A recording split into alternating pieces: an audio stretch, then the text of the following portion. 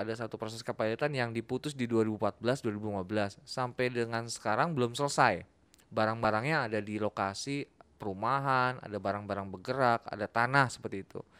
Nah, ini yang kemudian kok belum selesai-selesai sih, udah 5 tahun 6 tahun.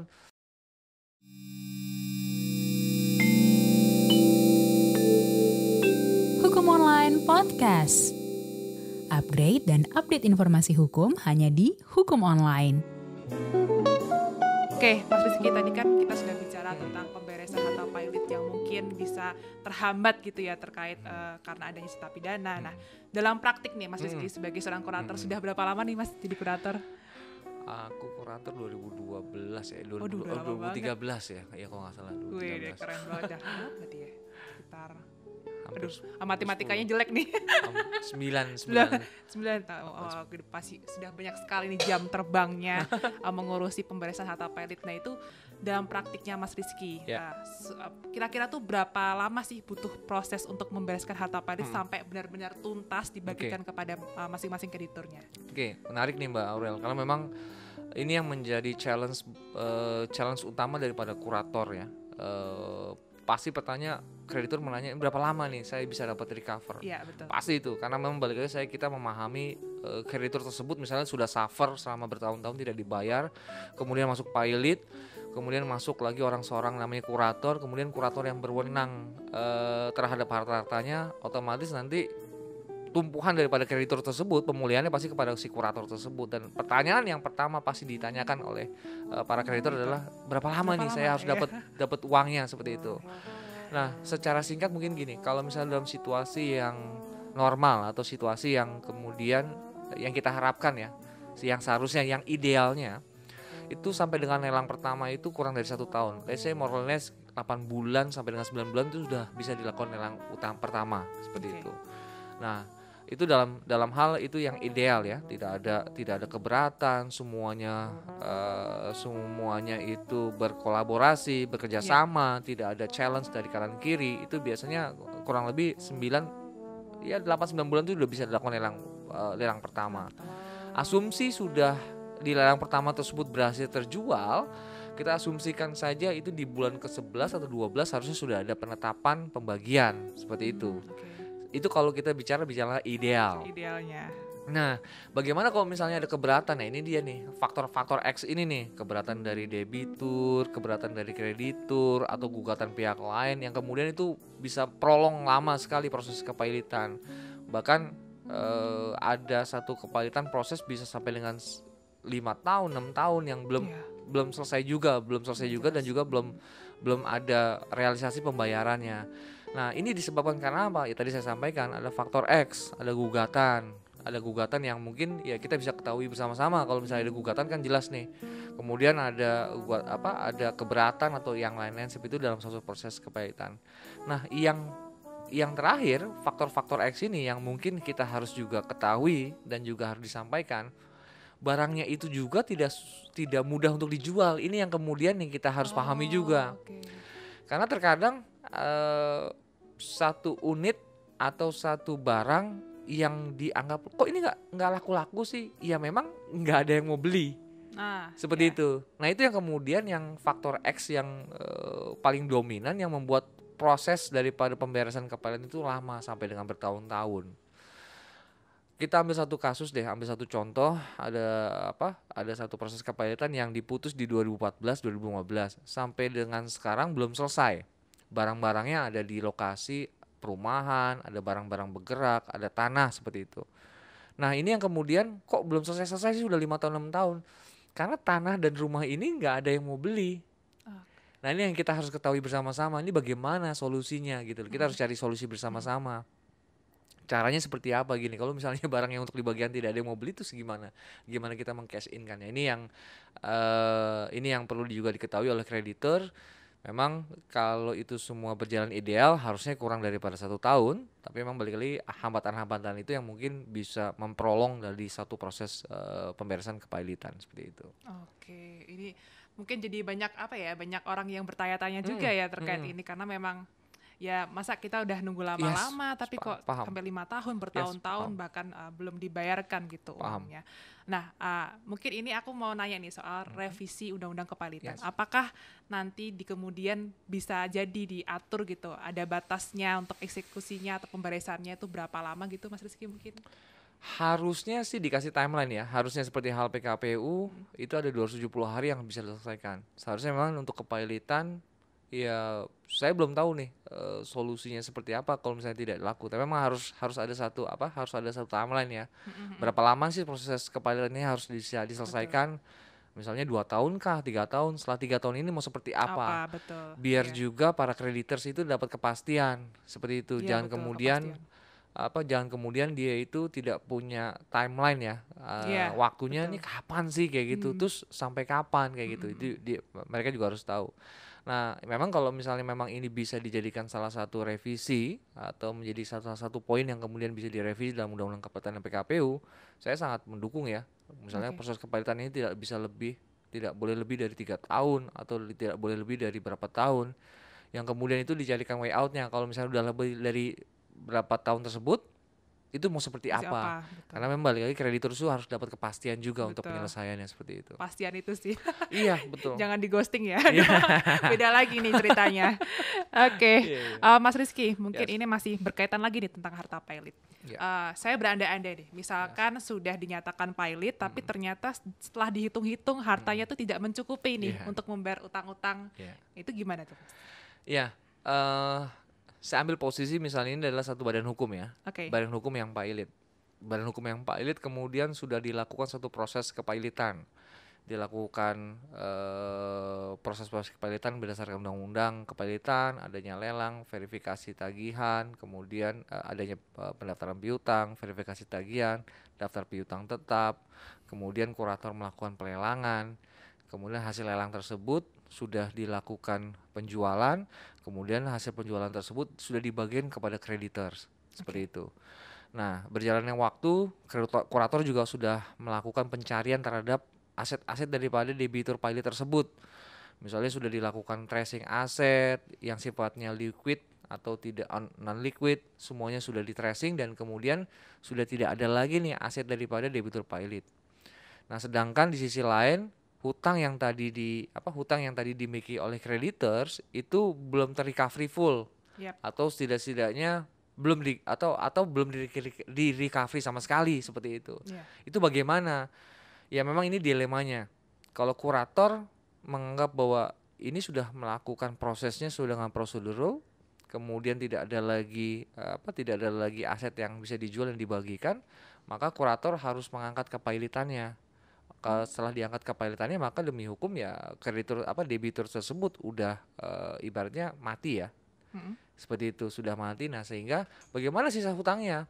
Oke. Ya kalau memang objek hukumnya sudah mati, otomatis kalau saya melihat secara analogikanya, maka hutang tersebut ya menjadi hilang atau hapus seperti itu. Ya. Karena memang debitur yang dipertanggungjawabkan untuk mengambil membayar hutang-hutangnya sudah mati seperti itu.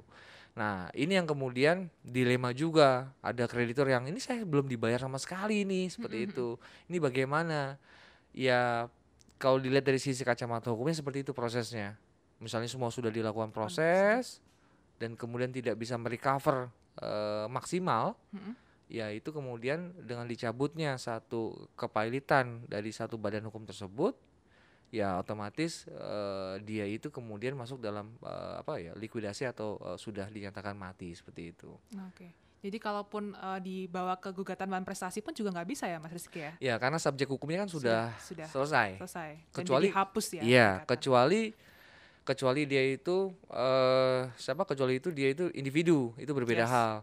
Nah, makanya ini dia yang saya sampaikan, konsep kepailitan ini kalau kita tarik secara filosofi ya, ini adalah saya ambil kutip salah satu pakar yang menyatakan bahwa ini adalah the gateway from the economic distress.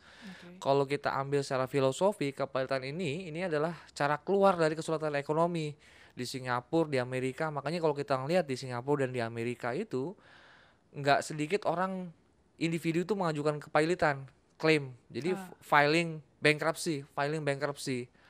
Karena memang setelah bankruptcy filing, dia kemudian sudah membagikan hartanya yang ada di milik dia itu kepada para kreditorsnya, dan kemudian dia sudah selesai, nggak ada lagi, dia rehabilitasi, dia ibaratnya newborn ya, jadi lahir kembali seperti kembali. itu. Oke. Bagaimana hutang-hutang yang kemarin ya sudah selesai Sudah kan, proses selesai. kepatuhan udah selesai nih kayak gitu, karena nggak ada lagi gitu loh. Nah di sini memang belum bisa diterapkan maksimal, tapi memang secara konsep filosofi seperti itu proses kepailitannya. Jadi pas di saat sudah debitur sudah dipilotkan, sudah dalam proses pemberesan atau likuidasi, kemudian sudah ibaratnya sudah tidak ada lagi asetnya, ya dia memang dicabut kepailitan, dia sudah bisa mati, atau kalau misalnya dia individu itu ya dia rehabilitasi atau newborn seperti Newborn. itu. Apakah mungkin nih dari awal itu sudah ada kayak perkiraan, oh ini tidak cukup, atau insolvency test ya, atau mungkin namanya Iya. itu ada nggak? Oke. Saya melihat dari secara praktek saya sampaikan secara praktek hampir dapat dipastikan recovery daripada kreditor itu nggak akan 100% maksimal dalam suatu proses kepailitan. Ya. Jadi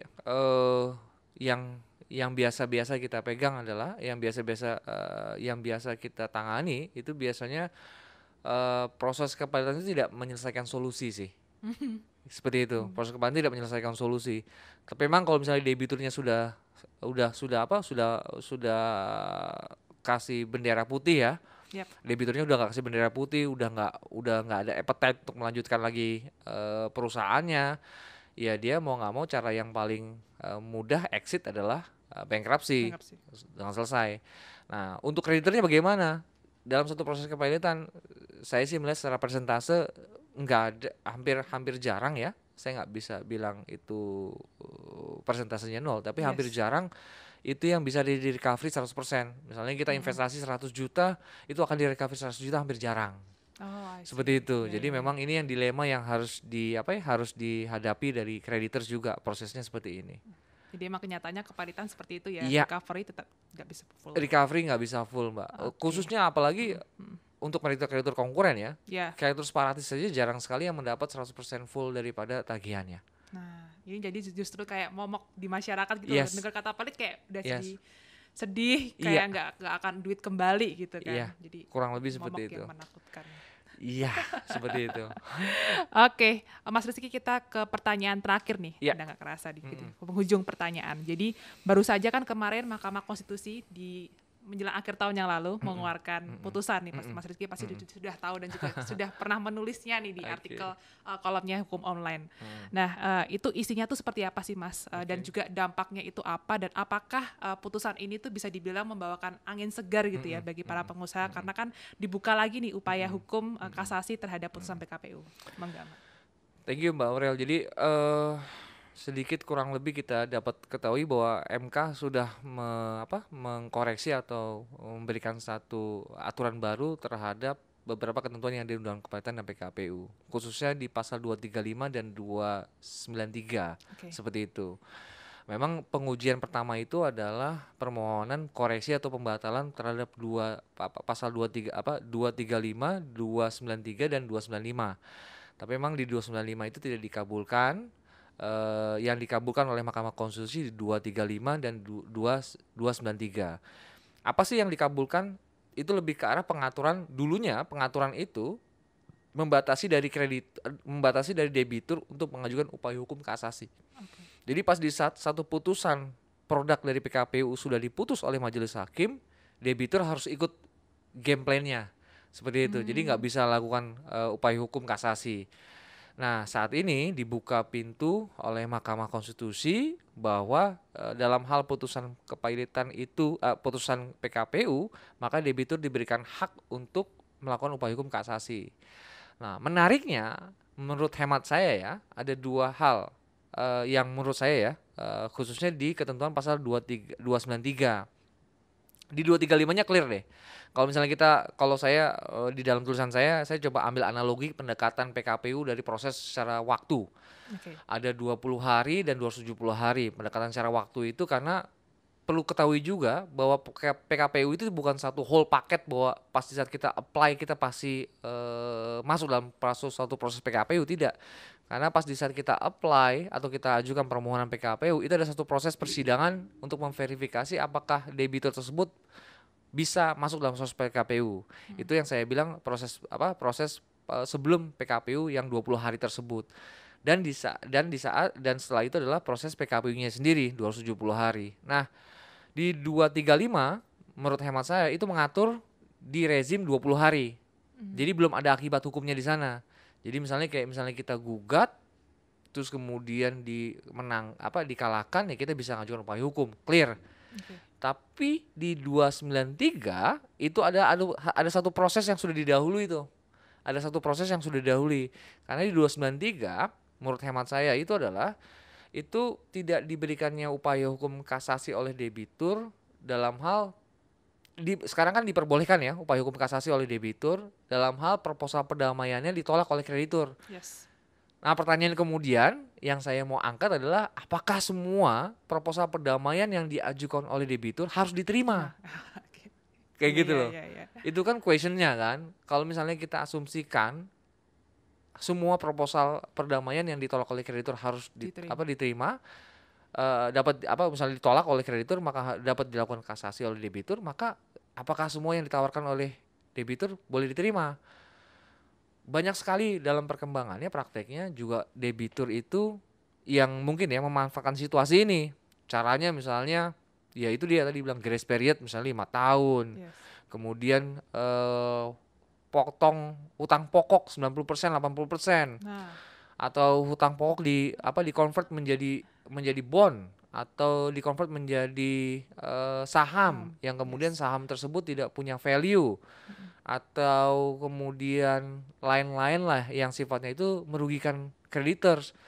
Nah, apakah kemudian itu juga harus diterima oleh creditors supaya tidak bisa dikasasi oleh debitur? Nah, ini yang kemudian harus ada batasan dan harus penjelasan lebih jelas dari peraturan penjawatan lanjutnya seperti itu. Tapi kalau melihat secara keseluruhan otomatis ini memang 235 293 ini memberikan satu angin baru keseimbangan lah antara kreditur dan debitur. Kalau dulu memang debitur memang agak sedikit termarginalkan ya, tersingkirkan kan, karena memang ada beberapa hak-hak yang kemudian tidak diberikan. Tapi sekarang ini memang posisinya lebih debitur mempunyai hak. Nah, tapi yang balik tadi seperti itu yang saya sampaikan. Challenge-nya pertanyaannya seperti itu, apakah kita harus memberikan satu batasan dan juga penjelasan lebih clear sejauh mana sih proposal perdamaian itu yang kemudian dapat diterima oleh kreditor, atau sejauh mana sih proposal perdamaian tersebut yang masuk kategori yang tidak bisa diajukan upaya hukum kasasi oleh debitor. Seperti itu yang harus kita rigid di sana, karena jangan sampai nanti kreditur yang dirugikan kan. Iya, betul. Kayak gitu. Misalnya kreditur separatis dia ditawarkan hutangnya itu dihapus pokoknya, terus kemudian diganti ke bunga, kemudian setelah PKPU ini berhasil kemudian harus melepaskan jaminannya. Apakah itu kemudian kalau misalnya kreditur separatis tersebut menolak nih, saya nggak mau terima, apakah kemudian itu bisa diajukan kasasi oleh debitur? Kan ini yang ini harus kita cermati lebih dalam sih, seperti itu. Apakah menurut pandangan dari Mas Rizky, apakah isi dari proposal perdamaian itu perlu ada pengaturannya tersendiri, kayak isinya tuh harus memuat apa aja gitu? Good.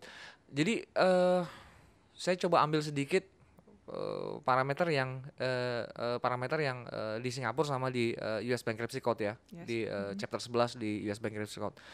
Secara tidak tersirat memang dia memberikan satu requirement dalam satu composition plan itu minimal harus ada apa sih, seperti itu. Saya sih melihatnya menariknya di sana sih. Memang balik lagi kalau memang pun dimungkinkan ada suatu pengujian undang-undang kepelitian PKPU, memang masuk dalam satu rezim proposal perdamaian harus rigid tuh, minimal harus ada apa sih di dalam satu proposal perdamaian.